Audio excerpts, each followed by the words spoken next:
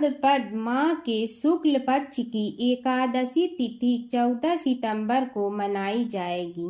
इसे परिवर्तनी एकादशी और पद्या एकादशी के नाम से जाना जाता है। भाद्रपद माह के शुक्ल पक्ष की एकादशी को परिवर्तनी एकादशी का व्रत रखा जाएगा। इस दिन विष्णु जी के वामन स्वरूप की पूजा होती है। मान्यता है कि इससे साधक को मोक्ष की प्राप्ति होती है।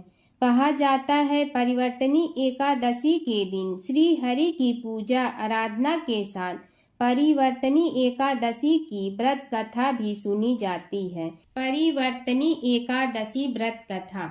भाद्रपद शुक्ल एकादशी की पौराणिक कथा। युधिष्ठिर कहने लगे कि हे भगवान, भाद्रपद शुक्ल एकादशी का क्या नाम है, इसकी विधि तथा इसका महात्म्य कृपा करके कहिए। तब भगवान श्री कृष्ण कहने लगे कि इस पुण्य, स्वर्ग और मोक्ष को देने वाली तथा सब पापों का नाश करने वाली उत्तम वामन एकादशी का महात्म्य मैं तुमसे कहता हूँ, तुम ध्यान पूर्वक सुनिए। यह पद्या परिवर्तनी एकादशी जयंती एकादशी भी कहलाती है। इसका यज्ञ करने से वाजपेय यज्ञ का फल मिलता है। पापियों के पाप नाश करने के लिए इससे बढ़कर कोई उपाय नहीं है। जो मनुष्य इस एकादशी के दिन मेरी वामन रूप की पूजा करता है, उससे तीनों लोग पूज्य होते हैं। अतः मोक्ष की इच्छा करने वाले मनुष्य इस व्रत को अवश्य करें। जो कमल नयन भगवान का कमल से पूजन करते हैं, वे अवश्य भगवान के समीप जाते हैं। जिसने भाद्रपद शुक्ल एकादशी को व्रत और पूजन किया, उसने ब्रह्मा विष्णु सहित तीनों लोकों का पूजन किया। अतः हरिवासन अर्थात एकादशी का व्रत अवश्य करना चाहिए। इस दिन भगवान करवट लेते हैं, इसलिए इसको परिवर्तनी एकादशी भी कहते हैं। भगवान के वचन सुनकर युधिष्ठिर बोले कि भगवान, मुझे अति संदेह हो रहा है कि आप किस प्रकार सोते और करवट लेती हैं तथा किस तरह राजा बलि को बांधा और वामन रूप रख कर क्या क्या लीलाएं की। चतुर्मास के व्रत की क्या विधि है तथा आपके शयन करने पर मनुष्य का क्या कर्तव्य है, सो आप मुझसे विस्तार से बताइए। श्री कृष्ण कहने लगे कि हे राजन, अब आप सब पापों को नष्ट करने वाली कथा का श्रवण करें। त्रेता युग में बलि नामक एक दैत्य था। वह मेरा परम भक्त था। विविध प्रकार के वेद सूक्तों से मेरा पूजन किया करता था और नित्य ही ब्राह्मणों का भोजन तथा यज्ञ के आयोजन करता था। लेकिन इंद्र से द्वेष के कारण उसने इंद्रलोक तथा सभी देवताओं को जीत लिया। इस कारण सभी देवता एकत्र होकर सोच विचार कर भगवान के पास गए। बृहस्पति सहित इंद्रादिक देवता प्रभु के निकट जाकर और नतमस्तक होकर वेद मंत्रों द्वारा भगवान का पूजन और स्तुति करने लगे।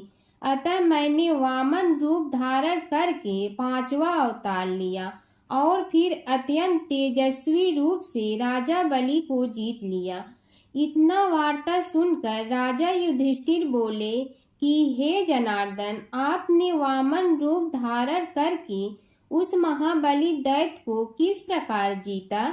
श्री कृष्ण कहने लगे, मैंने वामन रूपधारी ब्रह्मचारी बलि से 3 पग भूमि की याचना करते हुए कहा, ये मुझको 3 लोक के समान है और हे राजन, यह तुमको अवश्य ही देनी होगी।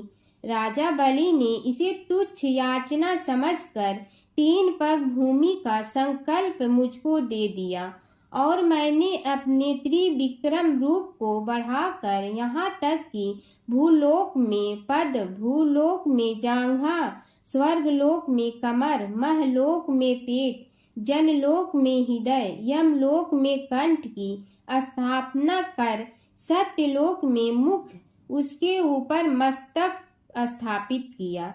सूर्य, चंद्रमा आदि सब ग्रह गण, योग, नक्षत्र, इंद्रादिक देवता और शेष आदि सब नागगणों ने विविध प्रकार से वेद सूक्तों से प्रार्थना की। तब मैंने राजा बलि का हाथ पकड़कर कहा कि हे राजन, एक पद से पृथ्वी, दूसरे से स्वर्गलोक पूर्ण हो गए, अब तीसरा पग कहाँ रखूं? तब बलि ने अपना सिर झुका लिया और मैंने अपना पैर उसके मस्तक पर रख दिया, जिससे मेरा वह भक्त पाताल को चला गया। फिर उसकी विनती और नम्रता को देखकर मैंने कहा कि हे बलि, मैं सदैव तुम्हारे निकट ही रहूंगा। ब्रीलोचन पुत्र बलि से कहने पर भाद्रपद शुक्ल एकादशी के दिन बलि के आश्रम पर मेरी मूर्ति स्थापित हुई। इसी प्रकार दूसरे क्षीर सागर में शेषनाग के स्पष्ट पर हुई। हे राजन, इस एकादशी को भगवान शयन करते हुए करवट लेते हैं, इसलिए तीनों लोकों के स्वामी भगवान विष्णु का उस दिन पूजन करना चाहिए। इस दिन तांबा, चांदी, चावल और दही का दान करना उचित है। रात को जागरण अवश्य करना चाहिए। जो विधि पूर्वक इस एकादशी का व्रत करते हैं वे सब पापों से मुक्त होकर स्वर्ग में जाकर चंद्रमा के समान प्रकाशित होते हैं और यश पाते हैं। जो पाप नाशक इस कथा को पढ़ते या सुनते हैं उनको 1000 अश्वमेध यज्ञ का फल प्राप्त होता है। श्री कृष्ण और एक लड़की की कहानी। एक लड़की थी जो कृष्ण जी की अनन्य भक्त थी। बचपन से ही कृष्ण भगवान का भजन करती थी, भक्ति करती थी। भक्ति करते करते बड़ी हो गई।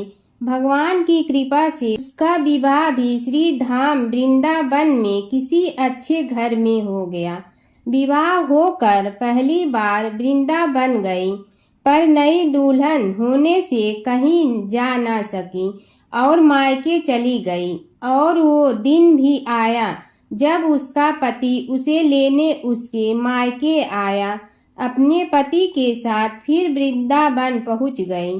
पहुंचते पहुंचते उसे शाम हो गया।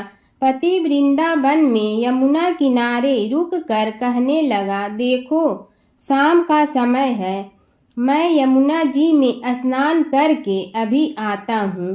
तुम इस पेड़ के नीचे बैठ जाओ और सामान की देख रेख करना पड़ेगा। मैं थोड़े ही समय में आ जाऊंगा। यही सामने ही हूँ, कुछ लगे तो मुझे आवाज दे देना। इतना कहकर पति चला गया और वह लड़की बैठ गई। अब एक हाथ लंबा घूंघट निकाल रखा है, क्योंकि गांव है, ससुराल है, और वहीं बैठ गई। मन ही मन विचार करने लगी कि देखो ठाकुर जी की कितनी कृपा है। उन्हें मैंने बचपन से भजन और उनकी कृपा से मेरा विवाह भी श्री धाम वृंदावन में हो गया। मैं इतने वर्षों से ठाकुर जी को मानती हूँ, परंतु अब तक उनसे कोई रिश्ता नहीं जुड़ा।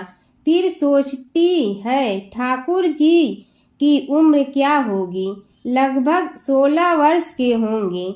मेरे पति 20 वर्ष के हैं, उनसे थोड़े से छोटे हैं, इसलिए मेरे पति के छोटे भाई की तरह हुए और मेरे देवर की तरह। तो आज से ठाकुर जी मेरे देवर हुए। अब तो ठाकुर जी से नया संबंध जोड़कर बड़ी प्रसन्न हुई और मन ही मन ठाकुर जी से कहने लगी, देखो ठाकुर जी, आज से मैं तुम्हारी भाभी और तुम मेरे देवर हो गए। अब वो समय आएगा जब तुम मुझे भाभी भाभी कहकर पुकारोगे। इतना सोच ही रही थी, तभी एक 10-15 वर्ष का बालक आया और उस लड़की से बोला, भाभी भाभी। लड़की अचानक अपने घर से बाहर आई और सोचने लगी, वृंदावन में तो मैं नई हूँ, ये भाभी कहकर कौन बुला रहा है। नई थी इसलिए घूंघट उठाकर नहीं देखा कि गांव के किसी बड़े बूढ़े ने देख लिया तो बड़ी बदनामी होगी। अब वह बालक बार बार कहता, पर वह उत्तर न देती। बालक पास आया और बोला, भाभी नेक अपना चेहरा तो दिखाओ। अब वह सोचने लगी, अरे ये बालक तो बड़ी जिद कर रहा है, इसलिए कस के घूंघट पकड़ कर बैठ गई कि कहीं घूंघट उठाकर देख न ले। लेकिन उस बालक ने जबरदस्ती घूंघट उठाकर चेहरा देखा और भाग गया। थोड़ी देर में उसका पति आ गया। उनसे सारी बात अपने पति से कही। पति ने कहा, तुमने मुझे आवाज क्यों नहीं दी?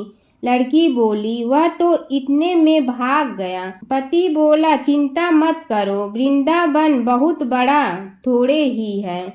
कभी किसी गली में खेलता मिल गया तो हड्डी पसली एक कर दूंगा, फिर कभी ऐसा नहीं कर सकेगा। तुम्हें जहां भी दिखे मुझे जरूर बताना। फिर दोनों घर गए। कुछ दिन बाद उसकी सास ने अपने बेटे से कहा, बेटा देख, तेरा विवाह हो गया है, बहू मायके से भी आ गई, पर तुम दोनों अभी तक बाके बिहारी जी के दर्शन के लिए नहीं गए। कल जाकर बहू को दर्शन करा कर लाना। अब अगले दिन दोनों पति पत्नी ठाकुर जी के दर्शन के लिए मंदिर जाते हैं। मंदिर में बहुत भीड़ थी। लड़का कहने लगा, देखो तुम स्त्रियों के साथ आगे जाकर दर्शन करो, मैं भी आता हूँ। अब वह आगे गई, पर घूंघट नहीं उठाती।